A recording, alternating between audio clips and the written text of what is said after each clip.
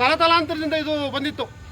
ಅಪ್ಪ ಆದಮೇಲೆ ಮಗ, ಮಗ ಆದಮೇಲೆ ಮೊಮ್ಮಗ, ಈ ಒಂದು ಸಂಸ್ಕೃತಿ ಬೆಳೆಸ್ಕೊಂಡು ಬಂದಿದ್ದವ್ರು ಏನಾಯಿತು, ಅವರಿಗೆ ಯಾವುದೋ ಒಂದು ಬಡವ್ರ ಮಗ ಬಂದು ಇಲ್ಲಿ ಕುಂತ್ಕೊಂಡ ಅಂತೇಳಿ ಕುತ್ತಿಗೆ ಬತ್ತು ಸೆಕ್ರೆಟ್ರಿಗೆ.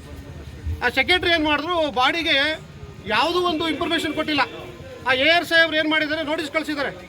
19/5/2025 ಮೇ ತಿಂಗಳಲ್ಲಿ ಕಳಿಸಿದ್ದಾರೆ ಅಂತೇಳಿ AR ಸಾಹೇಬ್ರು ಹೇಳಿದ್ರು. ಆ ನೋಟಿಸು ಸದಾ ಕತ್ ಮಾಡಿಕೊಂಬಿಟ್ಟ ನಮ್ಮ ಸೆಕ್ರೆಟ್ರಿ. ಈ ಯಾವ ಡೈರೆಕ್ಟ್ರಿಗೂ ಕೊಟ್ಟಿಲ್ಲ, ಒಬ್ಬ ಡೈರೆಕ್ಟ್ರಿಗೂ ಕೊಟ್ಟಿಲ್ಲ. ಯಾವುದೋ ನಿಮ್ಮ ಮೇಲೆ ಕ್ರಮ ತಗೋತೀವಿ ಅಂತ AR ಲೆಟರ್ ಕೊಟ್ಟಿರೋದು ಯಾರಿಗೂ ಕೊಟ್ಟಿಲ್ಲ. ಇಲ್ಲಿ ಕದ್ದು ಮಾಡಿಕೊಂಡು ಏನು ಮಾಡಿದ್ದೇನೆ, ತಿರ್ಗಾ ಯಾರ ಮೇಲೆ ಕ್ರಮ ಕೊಟ್ಟಿದ್ರು ಲೆಟರ್? ಯಾರು ಎಲ್ಲ ನಿರ್ದೇಶಕರ ಮೇಲೆ. ನೀವು ಹಿಂಗೆ ಅಕ್ರಮವಾಗೆಲ್ಲ ಇದು ಮಾಡ್ತಾ ಇದ್ದಾರೆ, ಏನಾರ ಸುಳ್ಳು ದೂರು ಕೊಟ್ಟಿದ್ದಲ್ಲ ಸೆಕ್ರೆಟ್ರಿ. ಆ ದೂರ ಆದಮೇಲೆ ನೀವು ಬಂದು ನಮ್ಮನ್ನು ಕಾಣಿ, ನಿಮ್ಮ ಮೇಲೆ ಈ ಥರ ನಿಮ್ಮ ಸೆಕ್ರೆಟ್ರಿ ಆದವರು ರಾಮಚಂದ್ರಯ್ಯ, ಮಾಜಿ ಕಾರ್ಯದರ್ಶಿ ಆದವರು, ನಾವು ಕಾರ್ಯನಿರ್ವಾಹಕರಾದವರು, ಮಾಜಿ ಕಾರ್ಯನಿರ್ವಾಹಕರಾದವರು ರಾಮಚಂದ್ರಯ್ಯ ಬಂದು ನಿಮ್ಮ ಬಾಡಿ ಮೇಲೆ ಒಂದು ದೂರು ಕೊಟ್ಟಿದ್ದಾರೆ. ನೀವು ಬಂದು ಅದಕ್ಕೆ ಸಮಂಜಸಿ ಕೊಡಿ ಅಂತೇಳಿ ಲೆಟ್ರ್ ಕೊಟ್ಟಿರ್ತಾರೆ 19/5ಕ್ಕೆ. ಆ ಲೆಟ್ರನ್ನ ಒಬ್ಬ ಡೈರೆಕ್ಟ್ರಿಗೂ ಸಹ ಕೊಟ್ಟಿಲ್ಲ ಸೆಕ್ರೆಟ್ರಿ. ಕೊಡದೆಲ್ಲ ಮುಚ್ಚಿಟ್ಬಿಟ್ಟು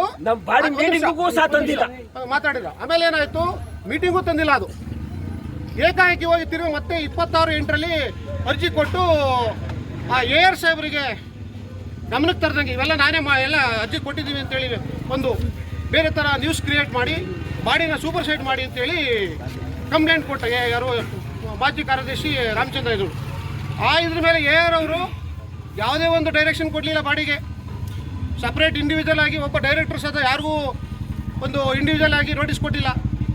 ಬೇಗೂರು ಹಾಲು ಉತ್ಪಾದಕ ಸಹಕಾರ ಒಂದು ನಿರ್ದೇಶಕರ ಮಂಡಳಿ ಏನು ಮಾಡ್ತು, ತೀರ್ಮಾನ ತಗೊಂಡ್ಮೇಲೆ ಏನಾಯಿತು, AR ಸಾಹೇಬರಿಗೆ ನಾವು ಅವರೊಂದು ಡ್ರಾಯಿಂಗ್ ಪವರ್ ಬೇಕು ಅಂತ ಕಳಿಸ್ಕೊಟ್ಟು ಅಲ್ಲೋಗಿ ಏನು ಮಾಡಿದ್ದಾರೆ, ಕೆಲವು ಜನ ಆ ನಕಲು ಅಂಕಪಟ್ಟಿ ಕೊಟ್ಬಿಟ್ಟಿದ್ದಾರೆ ಅಂತೇಳಿ ಅಲ್ಲಿ ಸುಳ್ಳು ದೂರು ಕೊಟ್ಟು ದಾಖಲೆ ಮಾಡಿದ್ರು. ಅಲ್ಲಿ AR ಏನು ಮಾಡಿದ್ರು, ನಿಮ್ಮ ಸುಳ್ಳು ನಕಲು ಅಂಕಪಟ್ಟಿ ಅಂತ ಹೇಳ್ತಾರೆ, ಅದು ವೆರಿಫಿಕೇಶನ್ ಮಾಡಿ ಆಯ್ಕೆ ಮಾಡಿ ಅಂತ ಒಂದು ನೋಟಿಸ್ ಬತ್ತು ಅಲ್ಲಿಂದ. ಅದಾದ ಮೇಲೆ ಇವರು ತಿರ್ಗಾ ವೆರಿಫಿಕೇಶನ್ ಮಾಡಿ ಈಗ ಮೊನ್ನೆ ಒಂದು ಎರಡು ತಿಂಗಳಲ್ಲಿ ಏನು ಮಾಡ್ರು, ಇವನು ಎಲ್ಲ ಇಲ್ಲಿ ಸೈನ್ ಹಾಕೊಂಡು ತೊಗೊಂಡು ಕೊಟ್ಬಿಟ್ರೆ ಕಾಣ್ತಾರೆ ಯಾರು ಕಾರ್ಯದರ್ಶಿ. ಅದ್ರ ಮೇಲೆ ಏನು ಮಾಡ್ರು, ಯಾವ ನಿಜ ಅಂತ ತಿಳ್ಕೊಂಡು ಏನು ಮಾಡಿದ್ದಾರೆ, ಆದೇಶ ಮಾಡಿದ್ರು. ಬಾಡಿ ಅನರ್ಹ ಆಗಿದೆ, ಸೂಪರ್ ಸೈಡ್ ಆಗಿದೆ ಅಂತೇಳಿ 29/9ನೇ ತಾರೀಕು ಅನರ್ಹ ಮಾಡಿದ್ರು. ಅದಾದಮೇಲೆ ನಾವೇನು ಮಾಡಿದೋ, ಆ ಅನರ್ಹ ಆಗಿದ್ದ ಆದೇಶವನ್ನು DR ಕೋರ್ಟ್ಗೆ ಹಾಕ್ಕೊಂಡು DR ಅವರು ಅದಕ್ಕೆ ಸ್ಟೇ ಕೊಟ್ಟಿದ್ದಾರೆ.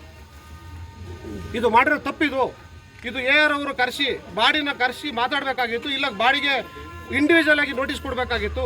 ಏಕಾಏಕಿ ಈ ಥರ ಮಾಡಬಾರ್ದಾಯಿತು, ಸಹಕಾರ ಸಂಘಕ್ಕೆ ಇದು ಮಾಡಿರೋದು ತಪ್ಪಾಗಿದೆ ಅಂತೇಳಿ ಅರ್ತು DR ಅವರು ಒಂದು ಸ್ಟೇ ಕೊಟ್ಟಿದ್ದಾರೆ. ಸ್ಟೇ ಕೊಟ್ಟಿರೋ ಪ್ರಕಾರ ಈಗ ನಾವು ಆಮೇಲೆ AR ತಕ್ಕ ಹೋದೋ, ಏನು ಸರ್ ಮಾಡೋದು ಈಗ, ಇಲ್ಲಪ್ಪ ನಿಮ್ಮ ಬಾಡಿಗೆ ಈಗ ಮತ್ತೆ ಪವರ್ ಬಂದಿದ್ದಾರೆ, ನೀವು ಬಾಡಿ ಕೆಲಸ ಮಾಡೋಗಿ ಅಂತ ಕಳಿಸ್ಕೊಟ್ಟು ಹೋಗಿದ್ದೆ. ನಾವು AR ಹತ್ರ ಮಾತಾಡಿದೆ, ಕೆಲಸ ಮಾಡೋಗಿಂತ ಕಳಿಸಿದ್ರು. ಇಲ್ಲಿ ಕೆಲಸ ಅದು ಆಟೋಮೆಟಿಕ್, ಅದು ಅಂಡರ್ಸ್ಟ್ಯಾಂಡ್. ಅದು ವೆಕೇಟ್ ಆದರೆ ಅನರ್ಹ ಅಂತ ಆದಮೇಲೆ ವೆಕೇಟ್ ಸ್ಟೇ ಕೊಟ್ಟ ಮೇಲೆ ಆಟೋಮೆಟಿಕ್ ಬಂದ್ಬಿಡುತ್ತೆ. ಆಟೋಮೆಟಿಕ್ ಬಾಡಿಗೆ ಅಧಿಕಾರ ಮಾಡೋ ಅಧಿಕಾರ ಬರುತ್ತೆ ಬಾಡಿಗೆ. ನಾವೇನು ಮಾಡೋದು, ಬಾಡಿಗೆ ಬರ್ತದು. ಬಾಡಿಗೆ ಬಂದ ಮೇಲೆ ಏನಾಯ್ತು, ಇವತ್ತು ಬಂದಿದ್ದಾರೆ, ತೀರ್ಮಾನ ಮಾಡಿದರೆ ಕೆಲಸ ಮಾಡೋಕ್ಕೆ ಹೋಗ್ತಾ ಇದ್ದಾರೆ. ಕೆಲಸ ಮಾಡೋಕ್ಕೆ ಕಾರ್ಯದರ್ಶಿ ಆದವರು ಕೀ ಕೊಡ್ತಾ ಇಲ್ಲ. ಕೇಳಿದ್ರೆ ನಾನು ಯಾರು ಕೀ ಕೊಡಲ್ಲ, ನೀವು ಹೇಳ್ದೆ ನಾನು ಕೇಳಲ್ಲ, ನಂದು ಅವರ ತಂದೆ ಆಸ್ತಿ, ಅವರ ಸ್ವಂತ ಆಸ್ತಿ ಥರ ಟ್ರೀಟ್ ಮಾಡ್ತವ್ರೆ. ಅದನ್ನೆಲ್ಲ ನಮ್ಮ ಸಂಘದ ಅಧ್ಯಕ್ಷರು, ಕಾರ್ಯದರ್ಶಿಯವರು ಸುಮಾರು ಜನ ಮಾತಾಡಿದ್ರು. ಕಾರ್ಯದರ್ಶಿ ಫೋನಲ್ಲಿ ಮಾತಾಡಿದ್ರು, ರೆಸ್ಪಾನ್ಸ್ ಮಾಡ್ತಾ ಇಲ್ಲ, ಇಲ್ಲಿ ಸಂಘಕ್ಕೆ ಬರ್ತಾ ಇಲ್ಲ, ಏನೂ ಮಾಡ್ತಾ ಇಲ್ಲ.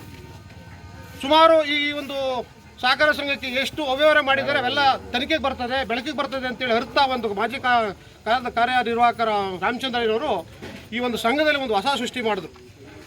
AR ನಮಗೆ ಪರ್ಮಿಷನ್ ಬೇಕು, ಅಲ್ಲಿ AR ತಕ್ಕ ಹೋದರೆ ನಮ್ದೇನು ಪರ್ಮಿಷನ್ ಇಲ್ಲ ರೀ, ನಿಮ್ಮ ಬಾಡಿ ಪವರ್ ಇದೆ, ನೇಮಕಾತಿ ಮಾಡಿ ನೀವು ಕೆಲಸ ಮಾಡಿರಿ. ಡ್ರಾಯಿಂಗ್ ಪವರ್ ಬೇಕು ಅಂತೇಳಿ ಆಮೇಲೆ ರೆಗ್ಯುಲೇಷನ್ ಕೊಡಿ, ನಾವು ಡ್ರಾಯಿಂಗ್ ಪವರ್ ಕೊಡೋದೇ ಬಿಡೋದು ನಾವು ಕೊಡ್ತೀವಿ. ಅದನ್ನು ಅಲ್ಲೇ ಹೇಳ್ತಾರೆ.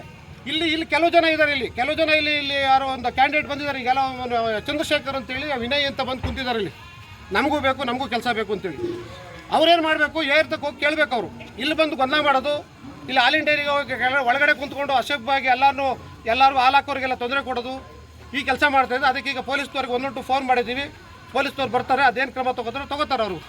ಅದಾದಮೇಲೆ ಈಗ ಸಂತೋಷ್ ಎಂಬುವನ ಕೆಲಸಕ್ಕೆ ಇವ್ರು ಹೇಳ್ತಾ ಇದ್ದಾರೆ ಆಯ್ಕೆ ಮಾಡೋ ವಿಷಯ. ಅದು ನೇಮಕಾತಿನ 24/9/2025 ಬಾಡಿ ಜನರಲ್ ಬಾಡಿಯಲ್ಲಿ ತೀರ್ಮಾನ ತಗೋಬೇಕು. 16/9ರಲ್ಲಿ ಬಾಡಿ ತೀರ್ಮಾನ ತೊಗೊಂಡಿದೆ, ನೇಮಕಾತಿ ಆದೇಶ ಕೊಟ್ಟಿದೆ ಅವ್ರಿಗೆ. 24ಕ್ಕೆ ಆದೇಶ ಕೊಟ್ಟ ಮೇಲೆ ಅವತ್ತಿಂದ ಕೆಲಸ ಮಾಡೋಕ್ಕೆ ಬಿಡಬೇಕು ಅವನ್ನ. ಬರ್ತಾನೆ ಅವ್ರು ಕೆಲಸ ಮಾಡೋಕ್ಕೂ ತೊಂದರೆ ಕೊಡ್ತಾವ್ರೆ.